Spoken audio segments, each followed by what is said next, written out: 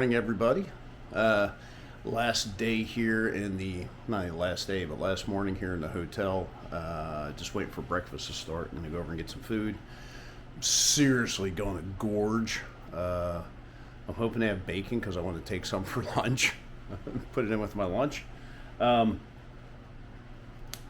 Yeah, I'm feeling freaking guilty after doing like a 00. I am. I'm like, I feel like I'm cheating on the trail. So yeah, I can't wait to get started again. Can't wait to do it with a new pack. That's going to make a huge difference as well. And not looking for anything major today, like maybe 15-ish. I'll look at gut hook and go over my distance when I'm sitting down eating breakfast and get a good idea of where I want to go. But I think it's about like 15 miles or so. Yeah, so it looks like today and tomorrow will be kind of definite, backcountry kind of stuff. And then we start hitting into the area around like Winter Park and all that on the north side of Orlando. And then we start like a deli blaze. And I won't have to actually go and resupply anywhere for like a couple of days. And I'll resupply. There's a Publix right on the trail as you leave that, urban area up there. The other thing is I'm getting a pair of shoes delivered to a post office in Paisley, and I'll pick those up next week. Paisley is like 80 miles north of here, so I think I timed it right for delivery. Yeah, I'm getting a pair of Olympus, the Ultra Olympus, and nothing against the Topo Traverse. I just think for this trail, you need something with a lot of cushion because of all the road walks, or at least I do. That's a lot of impact on my heels, on my balls, on my feet, with all the road walking. And I think the Traverse are great shoes for, kind of woodland trails as we know it. But for hard surfaces, I don't think they would be as good. So the Olympus served me well on the AT, so I'm going to stick with what I know, and that's what I'm going with. I don't have an issue, at least I never did, with zero drop shoes. And these Traverse are only like a 5mm, so hopefully that's not going to do much to me. But yeah, that's about it. So just killing about half an hour before I can go stuff some chow in my pie hole. Okay, folks, checking out the hotel here, heading back to the trail. Time to get back to living the good life out on trail. Foggy day today. Seems like kind of the norm around here is foggy until about noon. But we're getting ready to kick things off again. All right, my Uber driver Corey just hooked me up, dropped me off here outside the Christmas RV park because right behind me is the trail. So I'm going to get my backpack on, get my pole set up, and man, let's get freaking going. So homeboy didn't want to get off the trail there, so I had to cut around through all that stuff. Yeah, I don't think he's venomous. I can't really get a good look at the head, but yeah, I don't want to get close enough to find out. So, live long and prosper, homie.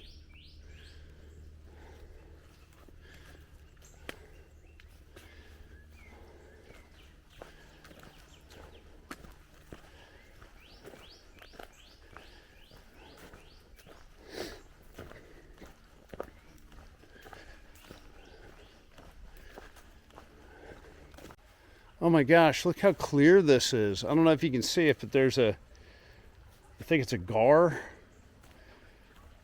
in the water. I can see live, right down there, are freshwater mussels. I saw some bass over there in the little deeper area swimming. Big bass too, a good looking fish. Holy cow, look how clear this is. This is beautiful.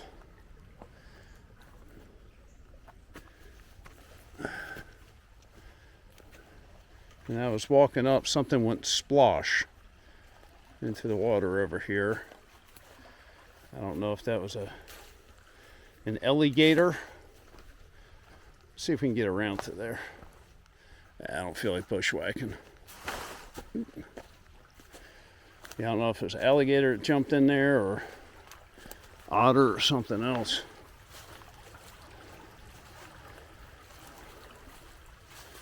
Oh, there's a turtle. Look at that sucker. Did you see it? There's another gar over there. That's probably what went in the water was that turtle.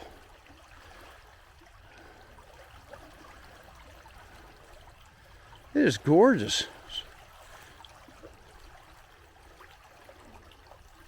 Man, I want to go swimming in that now. I stopped at this little campsite here.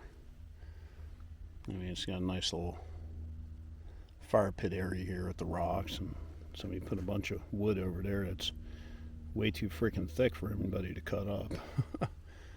I doubt anybody's backpacking out here with the chainsaw. But, you know, nice little bench here. But, yeah, they want to charge like $15 a night for this. You got to register it online. Yeah. Yeah, I don't think so. So, yeah, today is like 15 miles, and we've got 6.5 to go. And what time is it? And it's not even noon. So I guess I've been moving kind of quickly since I started about 8:30. Yeah, so I guess from here on out, just gonna kind of take my own sweet time. Yeah, checking up a little bit early because right past where I stop, there's going to be a road walk that's probably about maybe 3 miles, maybe, I don't know. And I figure I might as well, you know, stop early instead of doing that at the end of the day. We'll do it first thing tomorrow morning. That way we'll be nice and fresh when we do a road walk. Tomorrow's going to be a short one too, like maybe 13 miles. And my reasoning behind that is that's like the last place to really camp until you start hitting these populated areas. I mean, that's the last place to camp because we're going to start hitting these populated areas. And I've just been looking on Gut Hook and stuff like that, and I can't really see a lot of places to like stealth camp. And I'd like to avoid that if possible, but you know, we'll see what happens. But it also starts our deli blaze. I don't know if you call it a deli blaze, but damn, what the... yeah. So yeah, it starts that portion of it. We're actually going to be going north of where the REI is. I don't think I need to get... The only thing I could possibly get from there is I need to get some more Dr. Bronner's. The only place I've seen it is in Target, and that's like the big refill bottles, and I don't need that. My bottle's only like that big. So maybe I'll try one of these Publix. I haven't been at a Publix grocery store in decades, so I don't know what it's like. But yeah, maybe I'll try one of these Publix to see if they've got the smaller travel size stuff. I'd rather not get conventional soap, just because, you know, I don't want that. I'd rather have something organic, you know, and that way it's better for the environment that I'm in. I don't want to cause any damage to wherever I might be using it. All right, I'm gonna finish eating up my lunch, maybe screw around for a little bit here, and we'll get back on trail. And here we have snack number 2. Get on out of here, buddy. Move along. All right, bye-bye. Yeah, I tried to like get his attention with my trekking pole to get him to move, so I guess he got the message. Okay, they just did this controlled burn, like within the last couple of days. Because I can still see, I don't know, you can see over there, there's a tree that's smoldering. Yeah, they just did this burn.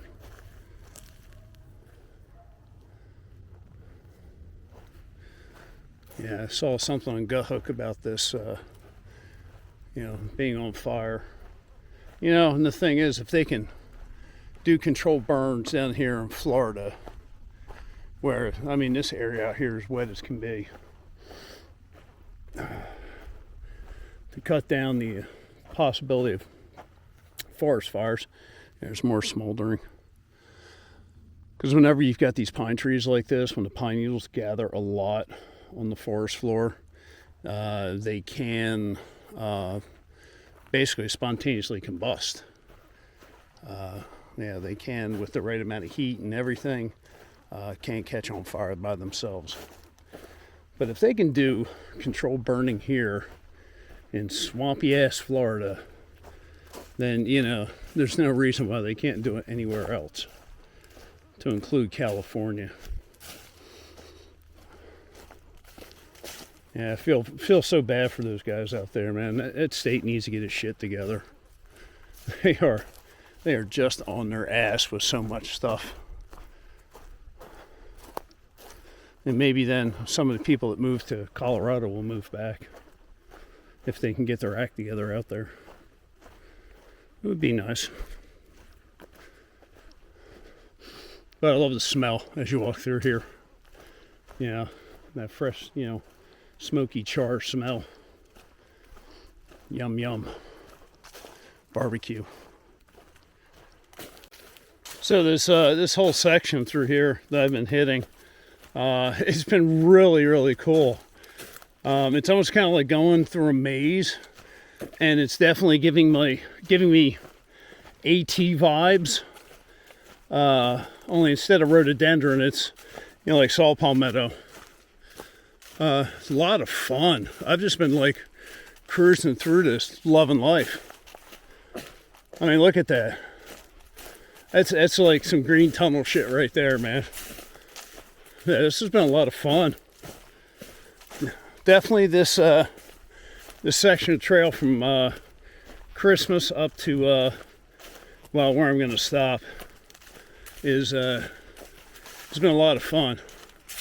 I mean, there's been like some mud swamp crap that I've had to jump through and stuff like that, but my feet stay dry for the most part. Yeah, it's been nice. Trail's been good. Been well marked. Yeah. But look at this. I mean, this is just like, gives me feelings of like Mountain Laurel tunnels, like in Virginia.